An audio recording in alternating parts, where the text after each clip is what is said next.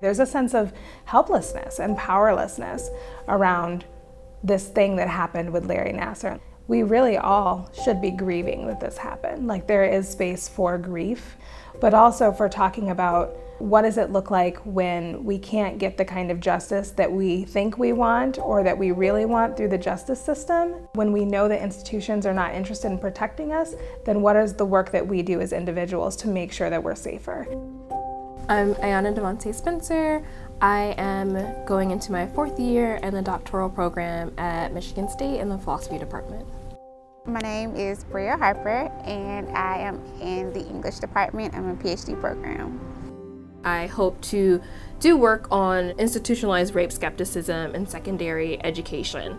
How are the institutions actually built to not hear survivors of color? How do we think through the history of boarding schools, school segregation? How does that contribute to an institutional environment that's ill-equipped to support survivors of color?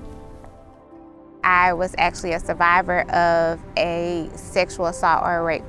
And so having to personally navigate that definitely changed the trajectory of who I was as a person and as a scholar.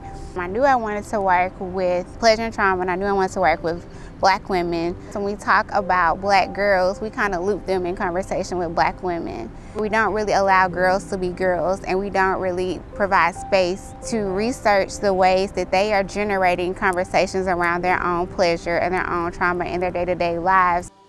I try to not just let my scholarship be something that I study, but be something that I live. And so trying to be involved in those communities and build on the foundation that was set for me by other women who mentored me. And that translated into me becoming involved in the Tarana Burke event.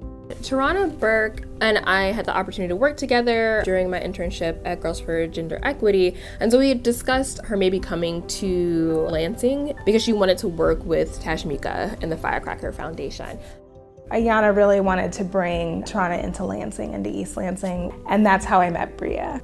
They both really helped hold space for the Me Too group for our young teens. What shape would it take to have teens meet with Tarana? What shape would it take to have them lead that meeting? We allowed them to kind of guide the conversation and kind of open that space up so that there's a lot of trust and encouragement and love and compassion. Both Ayanna and Bria really have a capacity to hold that space in a way that a lot of people don't.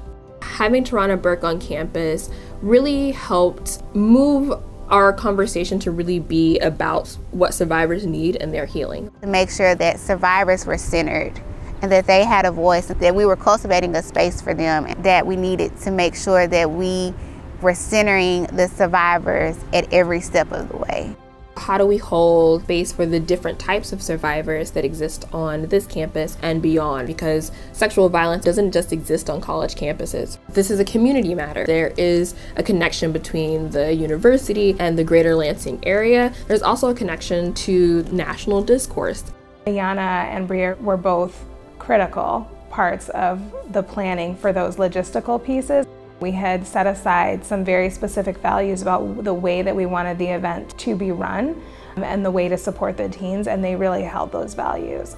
I want my scholarships to be translated to the communities that I want to work with so that I don't treat them as subjects that I'm trying to study, but that I'm able to build relationships with them and that they can learn from me just as I'm trying to learn from them. There is an end to sexual violence. I want to remain resilient in that belief and believing that a different world is possible. Building community, creating better futures in which all people are valued and treated well.